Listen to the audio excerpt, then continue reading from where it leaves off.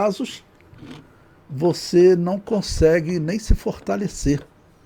Então acaba que fica uma situação, realmente o cristão, praticamente a vida dele com Deus, não?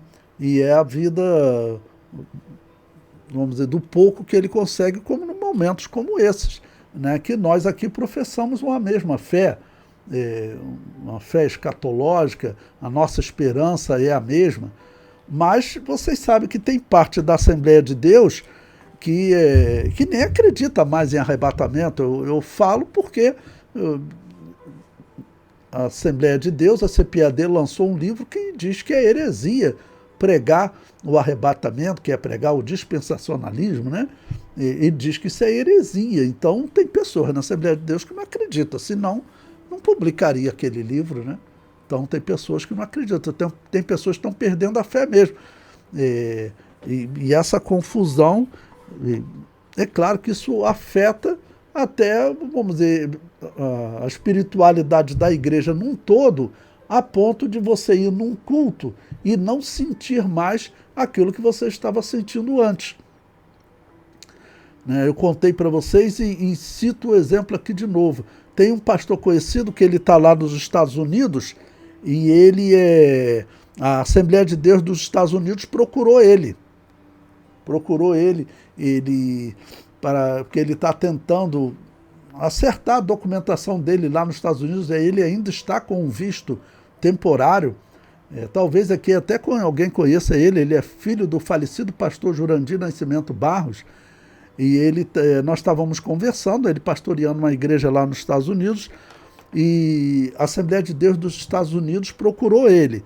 E eu já falei para vocês que a Assembleia de Deus dos Estados Unidos, ela não tem nada a ver conosco. Daniel Berg e Gunnar Wing não vieram dela, eles vieram da igreja, poderia ser a Igreja Batista Independente da Suécia, que era uma igreja pentecostal. Eles não tiveram nada com a Assembleia de Deus dos Estados Unidos. Inclusive, eles estavam aqui no Brasil, a Assembleia de Deus dos Estados Unidos não tinha nem sido fundada quando eles vieram. Eles chegaram aqui no final de 1910, a Assembleia de Deus nos Estados Unidos é fundada em 1914, então não tem nada a ver com a Assembleia de Deus dos Estados Unidos. Não? Então, eles tiveram essa viagem realmente de fé. Então, ele contando o exemplo, esse filho do pastor Jurandir Nascimento Barros, contando o exemplo, que a Assembleia de Deus procurou ele e fizeram umas exigências doutrinárias. E na exigência doutrinária estava lá a visão calvinista. Eles são calvinistas. E aí ele falou, eu não me senti bem com aquilo, apesar que ele não conhece o calvinismo a fundo, ele falou, mas eu não me senti bem com aquilo não. Eu falei, rapaz, se você aceita, a tua fé iria morrer, e a tua igreja, talvez a tua fé individual não morresse, porque você é um cristão de décadas. Tá bom? Mas uma pessoa que está começando, se ficar sob a jurisdição desse sistema calvinista, que é envolvido com a maçonaria, que é o gnosticismo, se tiver esse envolvimento, a tendência é a fé dessas igrejas irem morrendo. Aí ele falou, Levi, então também vou te contar um exemplo. Eu recebi um pastor aqui, que era pastor no Brasil, ele veio aqui, ele estava comentando comigo esses dias que ele está feliz, sentindo a presença de Deus de novo. Mas por que de novo? Porque quando ele foi para os Estados Unidos, ele foi para qual igreja? Ele foi para a Assembleia de Deus lá dos Estados Unidos. Essa igreja que é diferente da Assembleia de Deus do Brasil. E ele falou que lá durante os cultos ele não sentia a presença de Deus. Ele disse que ele ficava, será que eu estou me desviando? O que está acontecendo comigo? Eu não sinto mais aquela alegria quando eu estava cultuando a Deus. Aí eu falei para ele, não, é porque a Assembleia de Deus dos Estados Unidos não é uma igreja cristã. Ela é um movimento do calvinismo, infelizmente é supremacista racial. Você vai lá na foto de fundação deles, não tem um negro. Que coisa é essa? Isso não é coisa de cristão, não.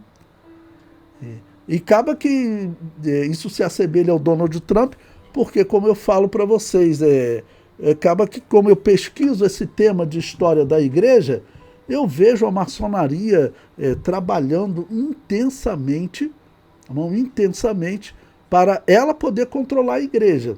Um exemplo foi, recentemente, eu fui pregar numa igreja e o tema era missões. E aí eu fui fazer pesquisa, aí eu tinha visto uma reportagem de uma igreja batista lá na China. Uma grande igreja. Enquanto eu vejo outras igrejas sendo destruídas lá na China, por que existe uma igreja batista gigantesca lá na China? Eu fui pesquisar, vocês podem pesquisar. É uma igreja calvinista. Ou seja, é uma igreja da maçonaria. Essa é uma igreja da maçonaria. Ela funciona lá na China normalmente. Olha como as coisas acontecem. Então, onde eu acompanho na história, onde eu vejo, tem esse plano maligno, né? E se nós estamos numa situação difícil, existem cristãos que estão numa situação, vamos assim dizer, mais difícil. Porque não estão podendo nem pregar o evangelho. Nós ainda podemos pregar, nós ainda podemos fazer algum protesto. E nós estamos vivendo um momento muito bom, nós somos privilegiados, irmãos, porque você ainda pode chegar aí na internet e colocar uma mensagem contra todas essas coisas erradas. Isso aqui que eu estou falando para vocês sobre o Donald Trump, vocês podem pegar. Eu fiz uma videoaula há 6 anos atrás, uma escola bíblica online, durante a pandemia. Eu fiz uma escola bíblica em que eu falava exatamente isso que eu estou falando para vocês. Então nós temos essa liberdade de pregar o evangelho, né, de colocar a mensagem no YouTube, no Facebook, e essa mensagem correr o mundo. Então nós, vamos dizer, pode ser até que a verdadeira igreja seja um número pequeno nesse momento, mas esse número pequeno, a voz dele pode viajar muito facilmente com a internet. E se nós começarmos a confrontar essa mentira, do que eles falam contra o cristianismo, tudo, né, com certeza uma boa parte, pelo menos, do mundo vai ser despertada e vão poder se livrar desse engano que está crescendo no mundo. Se nós tivemos na história períodos que seria assim o auge da perseguição aos cristãos, né, e que, principalmente com a Inquisição em 1215, nós podemos dizer com certeza que nós estamos vivendo o auge da influência doutrinária maligna nas igrejas. Porque a igreja está uma grande confusão doutrinária. Vocês podem ver que se vocês assistiram o vídeo lá da aula que eu dei na convenção, eu falei para eles, a Assembleia de Deus está caindo no mesmo erro que Israel caiu dezenas de vezes praticando a religião de Baal, porque está se aproximando da religião da Igreja Católica, se aproximar da religião de Baal. Isso não tem dúvida, isso não tem jeito. Mas vamos guardar isso conosco, que a nossa voz ela pode viajar o mundo. A nossa voz ela pode viajar o mundo. Pegar uma mensagem aqui e de repente nós estamos influenciando pessoas até na Europa. Né? Tem pessoas que me assistem, como esse pastor lá dos Estados Unidos. Ele assiste as aulas, principalmente de história da igreja. Ele diz que quer fazer exatamente a história da igreja, pós-graduação. Então, nós temos essa facilidade, né?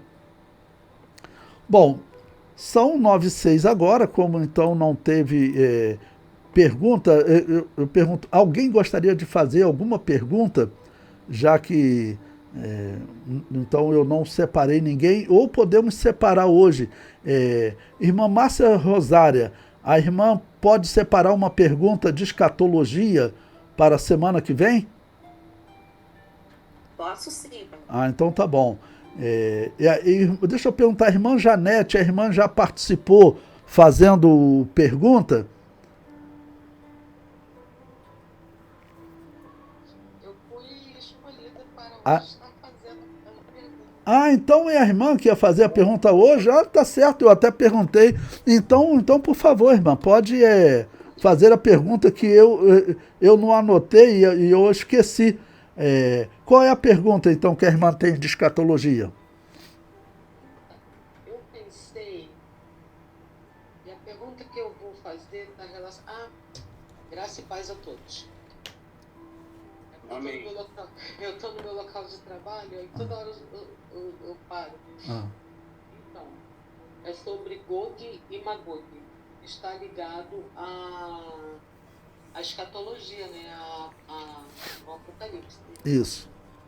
Então, eu estava olhando e aqui eu tive dúvidas.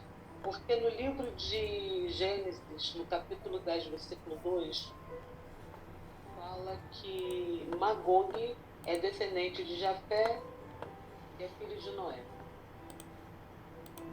Já no capítulo 38 do livro de Ezequiel, no versículo 2, fala que Gog entra na terra de Magog como príncipe de Roz, Meseque e Tubal. Aí vem a pergunta para mim.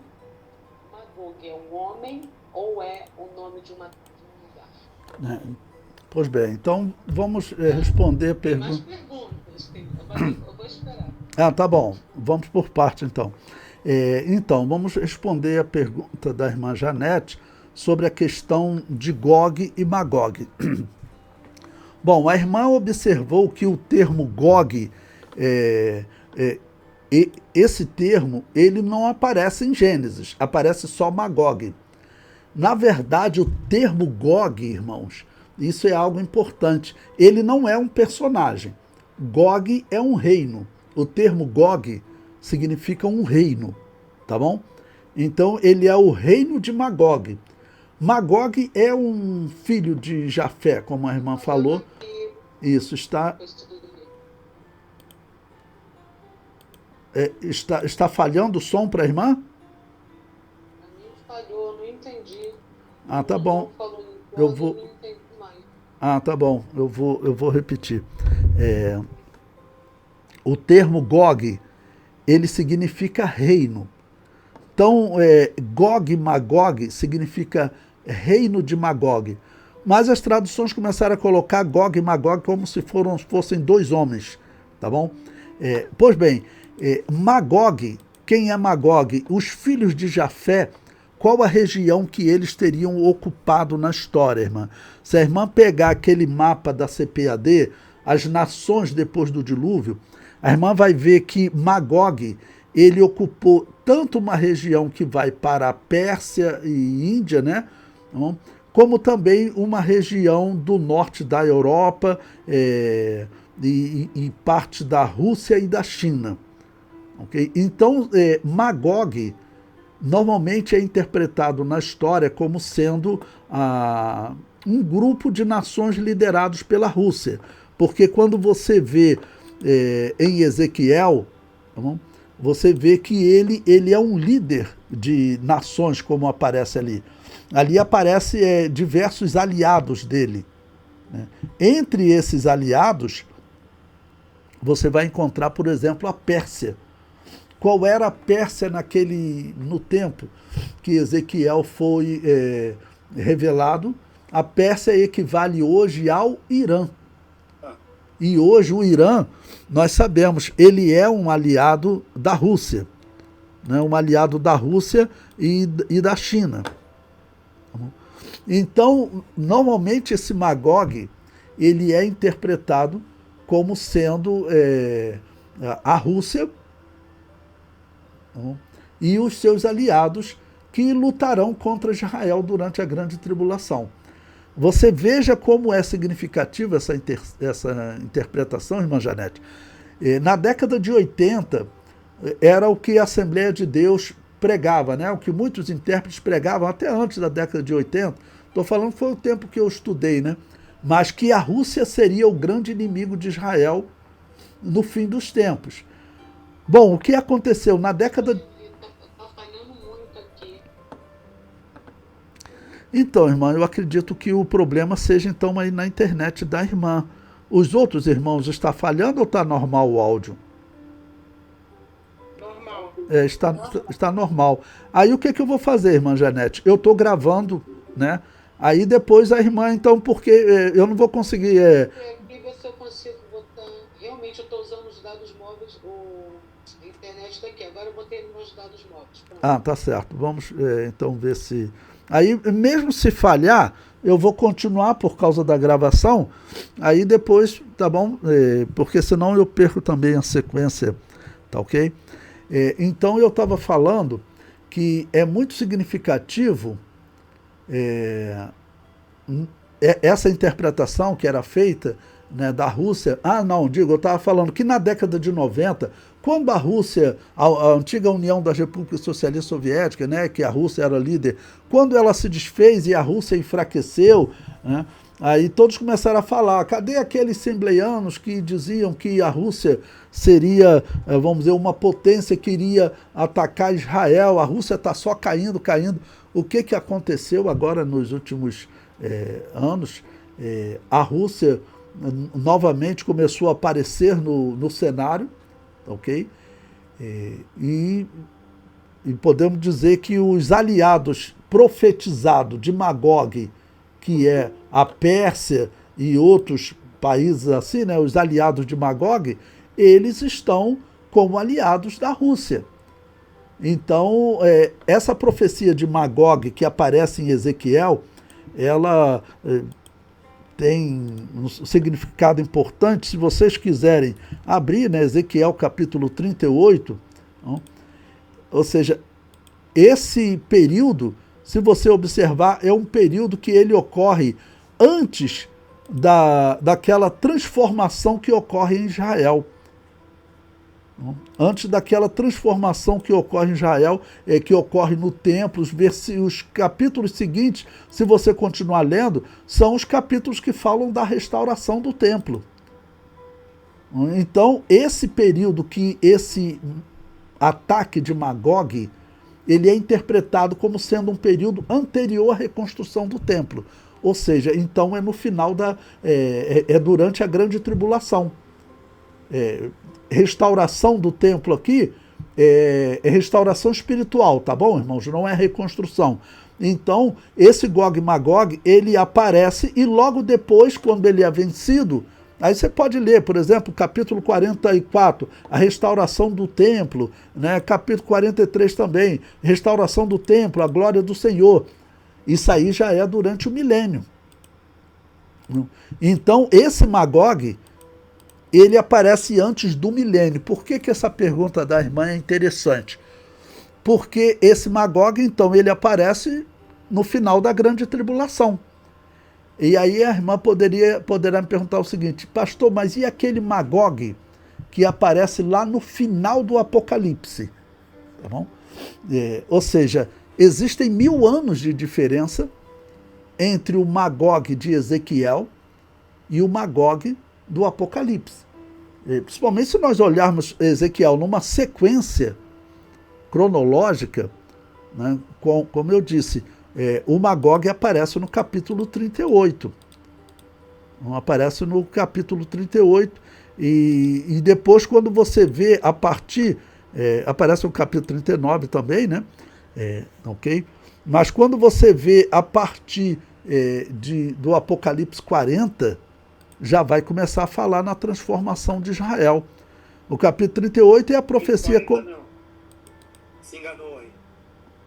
Ezequiel 40. Desculpa, Ezequiel 40, o capítulo 40 já começa a falar da mudança, da restauração espiritual do templo. Corrigindo, porque outra eu falei só restauração, a restauração espiritual do templo, ou seja, entrou no milênio. Tá bom? Então ele ocorre antes do milênio. Lembrando que Gog significa reino. Tá, e Magog, a identificação geográfica com o filho de Jafé e a região onde ele ocupou. Que se identifica historicamente como sendo Rússia e China. Como sendo Rússia e a China e até parte da Pérsia. Se você olhar naquele mapa da CPAD, você vai ver isso, as nações depois do dilúvio. Você identifica onde vivia Magog. A irmã Janete perguntou, identificou onde vivia Magog? Se você for olhar no mapa nos dias atuais, você verá que está ligado à Rússia e à China. Então, o que nós concluímos? Se existe uma referência geográfica né, de Magog com a Rússia, significa também que as nações que depois do milênio Satanás é solto, agora falando de Apocalipse 20, quando Satanás é solto e sai a enganar as nações, quem é que lidera essa luta contra Israel? De novo, é Magog. Ou seja, de novo é a Rússia e a China. Segundo a profecia, é o que acontece. Jesus arrebata a igreja. Tá bom? Começa a grande tribulação. E Magog e seus aliados vão atacar Israel. Israel vai estar praticamente vencido. Aceitam Jesus como Salvador. Jesus vence. Tá ok? E as nações, então, elas, durante o milênio, a Bíblia diz que Jesus vai reger as nações com vara de ferro, porque terão desobedientes. Vai ter muita conversão? Vai ter muita conversão. Mas também terão aqueles desobedientes, por isso, reger com vara de ferro. Não? E esses, né, desobedientes, quem vai entrar no milênio, de uma certa maneira, vamos dizer, quem vai entrar como grande derrotado no milênio? É a Rússia, é Magog, vamos colocar assim, tá bom? Quem vai entrar no milênio como grande derrotado é Magog, porque ele, vamos assim dizer, será o grande apoiador do anticristo, né? Está envolvido diretamente com o anticristo. Então, ele vai ser o grande derrotado. E nisso do milênio, Jesus vai estabelecer um reino justo. Mas vai ficar nas nações, nessas nações derrotadas, em especial aquele que for o líder, né? O reino de Magog. Gog significa reino. O reino de Magog, esse vai ficar marcado em boa parte do milênio. A bênção de Deus virá também sobre eles. Eu acredito que terão muitas conversões lá, mas, infelizmente, o mal vai continuar dentro de alguns. Então, Magog, irmã, tem essa questão deles estarem em dois pontos da escatologia. Na grande tribulação, Ezequiel 38, 39, tá bom? E também no final do milênio. A última rebelião de Satanás envolve aquele mesmo inimigo. É claro que tem alguns que eles não olham para a geografia. Eles olham para Magog como, vamos dizer, um reino do mal. E aí envolveria tanto a Rússia quanto a China, Estados Unidos, Brasil, e pela profecia seriam todos os povos, né, que estariam, vamos dizer, trabalhando, aderindo a esse reino do mal. Ok? Bom, a irmã falou que tinha outras perguntas, pode falar. O irmão respondeu todas que eu ia perguntar, só faltou uma, teriam 5. Já se livrou de 3. Ah, é? Que bom. Em Ezequiel 39:6, a Bíblia declara que meterei fogo em Magog. Aí, em Ezequiel 38:14, fala que Gog invadirá Israel. No versículo 21 e 22, a Bíblia nos diz que Deus derrota Gog. E no versículo 23, Deus se dá a conhecer, quer dizer, ele derrota e mostra à nação quem é verdadeiramente Deus. E na restauração já começa a partir do capítulo 39, quer dizer, começa do 38 e o 39 vai. Isso, mas aí... Vitória a Israel. Isso.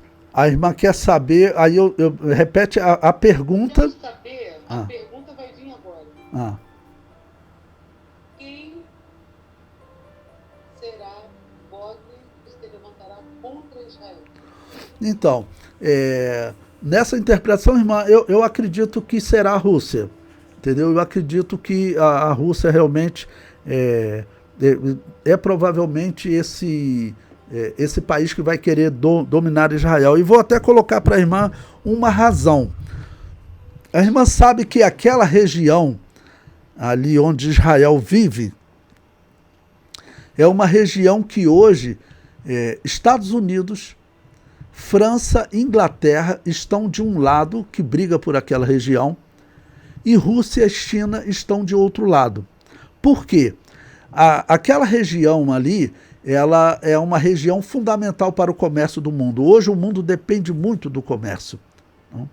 E ali o comércio do mundo, que sai da China, que vem para os Estados Unidos, dos Estados Unidos que vai para o outro lado, eles passam todo ali por aquela região, ou então eles têm que dar a volta lá pelo sul da África, do continente africano, que aumenta a viagem em muitos dias.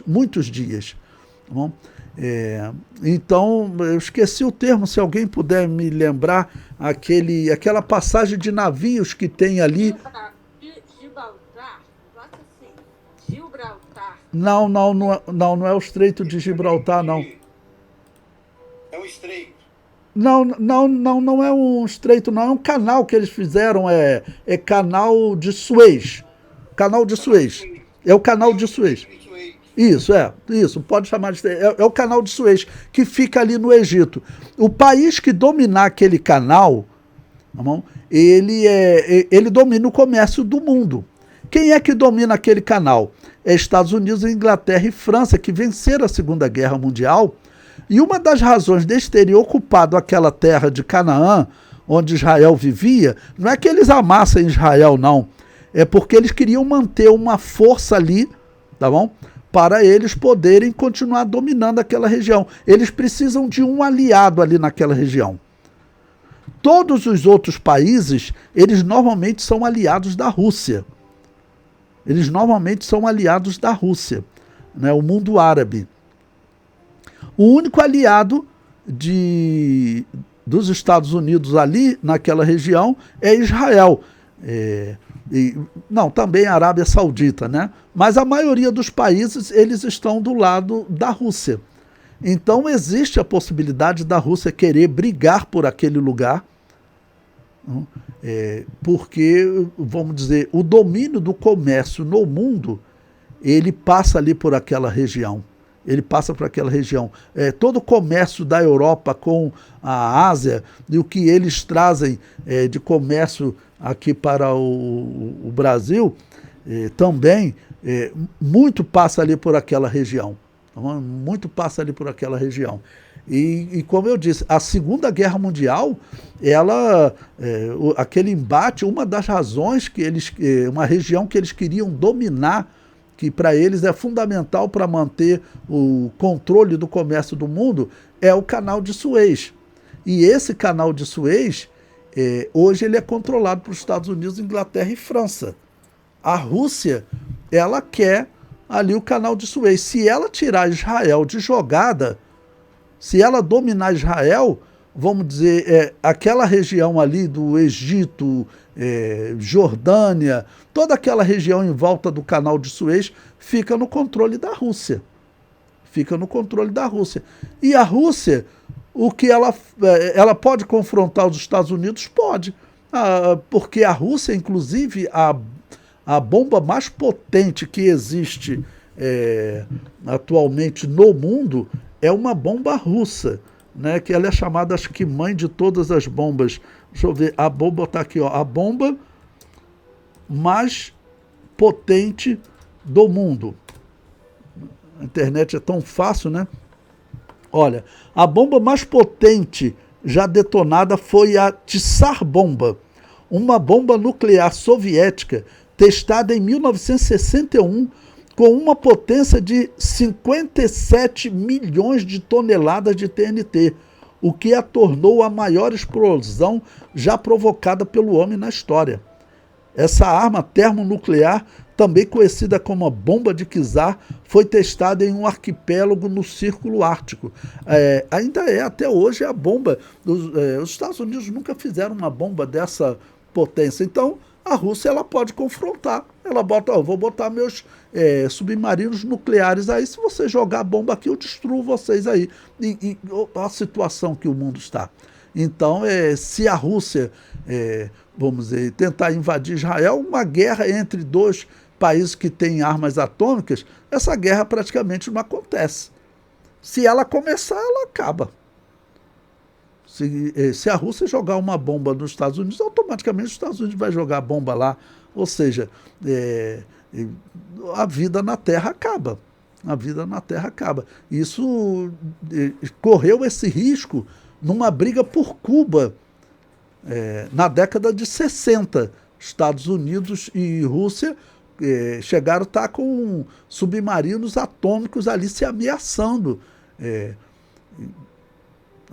Então, se a Rússia fizer essa invasão, então os Estados Unidos não teria muito o que fazer, não. Bom, a Rússia, ela pode ser esse país, eu acredito que, vamos dizer, a Rússia ela vai ter um papel importantíssimo. A descrição bíblica é que todos os países estarão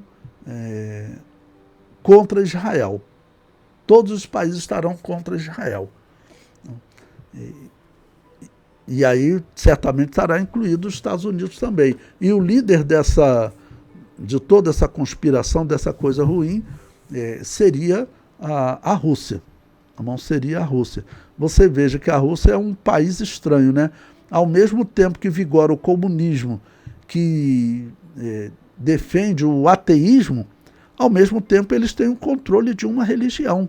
Uma igreja católica é controlada. E você vê que aquele Putin, ele também é religioso. Você encontra ele orando lá no Muro das Lamentações, não?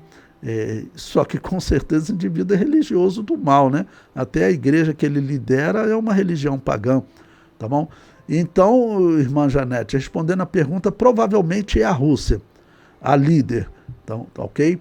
Mas, pela profecia, todos os inimigos estarão fazendo parte do reino de Magog.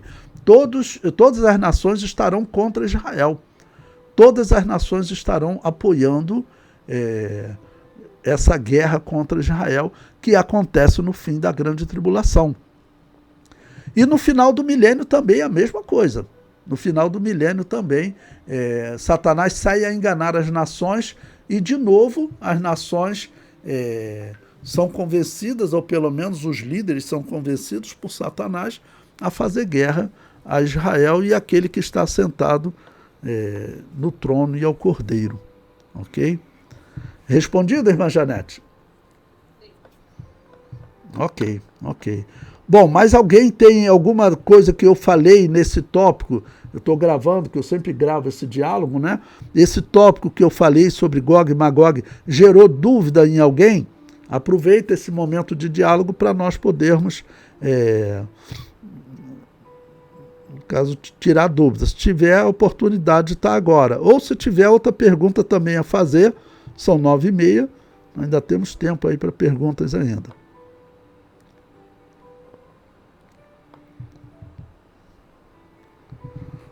Bom, sem perguntas? Então vamos